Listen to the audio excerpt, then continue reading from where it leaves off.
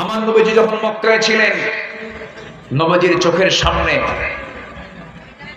সাইয়েদনা ইয়াসির রাদিয়াল্লাহু আনহুকে ধরা হলো। ধরে নবীর চোখের সামনে রাসূল দেখতে পাচ্ছেন, দুই হাত বাঁধা হলো, দুই পা বাঁধা হলো, মারতে মারতে বেহুশ করে ফেলা হলো। আমার নবীজি এই দৃশ্য অবলোকন করছিলেন, কিন্তু ক্ষমতা নাই। আবু জেহেলরা রিমান্ডে নিয়ে শেষ পর্যন্ত কি করলো, ইয়াসির রাদিয়াল্লাহু আনহুর একটা পা একটা ঘোড়ার পায়ের সঙ্গে বেঁধে দিল, আরেকটা পা আরেকটা ঘোড়ার পায়ের সঙ্গে বেঁধে দিয়া দুই দিকে দুইটা ঘোড়া চালায়া দিল। মুরগির রানের মতো দুই টুকরা করে ইয়াসিরকে দুনিয়া থেকে বিদায় করে দেওয়া হলো। তার শাহাদাতের রক্ত গড়া শেষ হতে না হতেই তার স্ত্রী সুমাইয়াকে ধরা হলো। সুমাইয়াকে ধরে নিয়া মারতে মারতে রক্তাক্ত করে ফেলে দিয়া আবু জেহেলরা করলো কি, হাতের মধ্যে তারা শক্ত একটা লোহার রড হাতের মধ্যে নিল, বলল হাতের মধ্যে নিয়ে তারা কলিজা বরাবর মেরে দিল, বুক দিয়ে ঢুকে পিঠ দিয়ে বের করে ফেললো। সুমাইয়া দুনিয়া থেকে বিদায় নিলেন।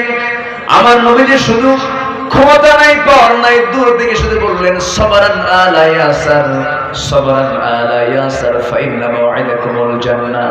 ধৈর্য ধরো, ধৈর্য ধরো ইয়াসির পরিবার, তোমাদের জন্য আল্লাহর জান্নাতের ওয়াদা হয়ে গেছে।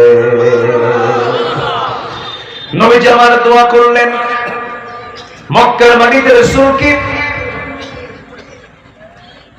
কি বলে দলীয় নিবন্ধন বন্ধ করে দিল, দাওয়াতি কার্যক্রম বন্ধ করে দিল। কোন দাওয়াতি কাজ পর্যন্ত নবীজি করতে পারেন না। মক্কার মাটিতে সাহাবায়ে কেরাম ঘর থেকে বের হতে পারেন না। কে না জানে ইতিহাসগুলো, সাইয়েদনা আবু বকরের মতো মানুষ। নামাজের হুকুম তখন ফরজ হয়ে গেছে। নবীজি মেরাজ থেকে 5 ওয়াক্ত নামাজ নিয়ে এসেছেন। কাবার চত্বরে দাঁড়ায় সাইয়েদনা আবু বকর নামাজ শুরু করবেন। এমন সময় উতবা, শাইবা, মুগীরা সবগুলো এক জায়গায় হয়ে আমার নবীজির প্রিয় সাহাবী, আমার নবীর পরে এই পৃথিবীতে যে ব্যক্তির দাম সবচাইতে বেশি নবীদের পরে, যার নাম তিনি হচ্ছেন সাইয়েদনা আবু বকর সিদ্দিক রাদিয়াল্লাহু আনহু, তাকে টার্গেট করা হলো।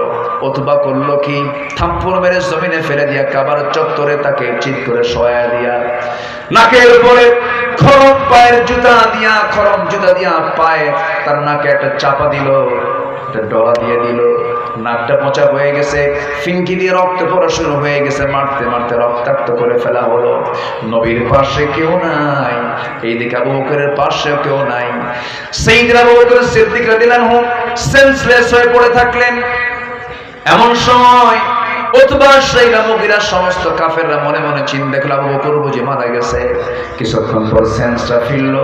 সেন্সটা ফেরার সঙ্গে সঙ্গে তিনি মনে মনে চিন্তা করলেন, আমাকে তো এরা মেরেই ফেলে দিয়েছিল, না জানি রাসূলকে তারা কি করবে জানি না।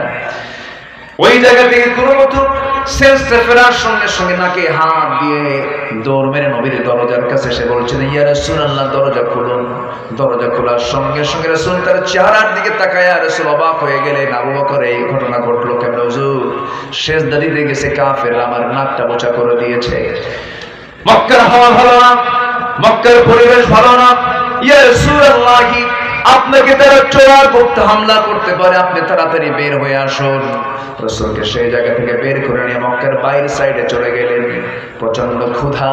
রাসূল বলছেন, আবু বকর, যে পরিমাণ রক্তক্ষরণ হচ্ছে তোমার দেহ থেকে, না জানি তুমি মারা যাও কিনা, দেখি তোমার জন্য কোনো খাবার সংগ্রহ করা যায় কিনা।